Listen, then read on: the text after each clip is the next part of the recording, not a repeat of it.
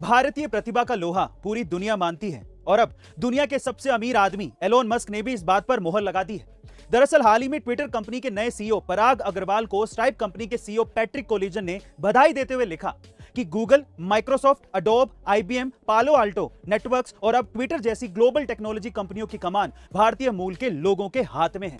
और इसी बात पर रिएक्ट करते हुए एलोन मस्क ने लिखा कि अमेरिका को भारतीय टैलेंट का फायदा मिल रहा है। गाइस, कहा यह भी जाता है कि अगर हमारे सारे प्रोफेशनल भारतीय देश वापस आ जाएं तो अमेरिका अपनी आधी ताकत खो देगा। गाइस, इंडिया के इस टैलेंट के बारे में आपका क्या ख्याल है कमेंट सेक्शन में। एप्पल कंपनी की वर्थ आज $2 ट्रिलियन से भी ज्यादा है और ये दुनिया की सबसे मूल्यवान कंपनियों में से एक है। पर सवाल ये उठता है कि एप्पल कंपनी आखिरकार यहां तक पहुंची कैसे।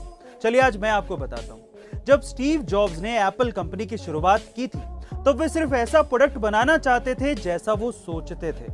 वो एक फ्यूचरिस्टिक थिंकर थे। वो कस्टमर के बारे में नहीं सोचते थे कि कस्टमर उनका प्रोडक्ट खरीदेगा या नहीं खरीदेगा। वो सिर्फ भविष्य को ध्यान में रखकर प्रोडक्ट बनाते थे और यही सोच कंपनी में आज भी है। एप्पल कभी नहीं सोचता कि उनका प्रोडक्ट कस्टमर खरीद पाएगा या नहीं खरीद पाएगा। वो कभी प्रोडक्ट नहीं बेचते, वो बेचते हैं अमीरी, दिखावा, डिजाइन, सिक्योरिटी, बेहतरीन फीचर्स। इसी वजह से एप्पल आज यहां तक पहुंचा है। गाइस, आपका एप्पल के प्रोडक्ट्स के बारे में क्या ख्याल है कमेंट सेक्शन में जरूर लिखिएगा। गाइस, उत्तर कोरिया एक ऐसा देश है जो कि अपने अजीबोगरीब नियम और कानूनों के लिए जाना जाता है और इसकी सबसे बड़ी वजह है यहां का तानाशाह किम जोंग उन, जिसने हाल ही में एक अजीबोगरीब नियम लागू किया है जिसे सुनने के बाद आप लोग भी हैरान रह जाएंगे। दरअसल इस नियम के अनुसार अब नॉर्थ कोरिया में लंबी लेदर ट्रेंच कोट्स की ना तो बिक्री हो सकती है और ना ही इन जैकेट्स को कोई व्यक्ति पहन सकता है, क्योंकि तानाशाह किम जोंग अपने पसंदीदा लेदर कोट की नकल किए जाने पर भड़क गया है और अब उसने देश में लेदर जैकेट की बिक्री और पहनावे पर पूरी तरह से बैन लगा दिया है। गाइस, किम जोंग के इस सनकीपन के बारे में आपका क्या ख्याल है कमेंट सेक्शन में जरूर बताइए। हाल ही में अर्जेंटीना और पेरिस सेंट जर्मन से खेलने वाले मेसी बैलोन ड'ओर अवार्ड 2021 के विजेता बने और उन्होंने रिकॉर्ड 7वीं बार यह ट्रॉफी अपने नाम की है। और खास बात यह है कि मेसी से ज्यादा किसी ने भी इस अवार्ड को इतनी बार नहीं जीता है। 34 साल के मेसी ने पुर्तगाल के स्टार फुटबॉलर रोनाल्डो और ब्रायन मुनीक के स्टार लेवांडोव्स्की को पीछे छोड़कर यह अवार्ड अपने नाम किया। दरअसल मेसी के लिए अवार्ड इसलिए भी खास हो जाता है क्योंकि इसी साल उन्हें स्पेनिश क्लब बार्सिलोना को छोड़ना पड़ा था, जिससे वो पिछले 15 सालों से जुड़े हुए थे। गाइस, आपको क्या लगता है कि बार्सिलोना को छोड़ना मेसी का सही फैसला था? कमेंट सेक्शन में जरूर लिखिएगा। गाइस, जब आप अपनी गाड़ी से हाईवे के टोल प्लाजा से निकलते हैं तो आपसे टोल टैक्स लिया जाना एक आम बात है, लेकिन क्या आप ये बात जानते हैं कि अगर किसी वाहन को टोल टैक्स भुगतान करने के लिए 10 सेकंड से ज्यादा का इंतजार करना पड़े तो उस वाहन के लिए टोल टैक्स फ्री हो जाता है, यानी कि उस वाहन को टोल टैक्स नहीं देना पड़ता।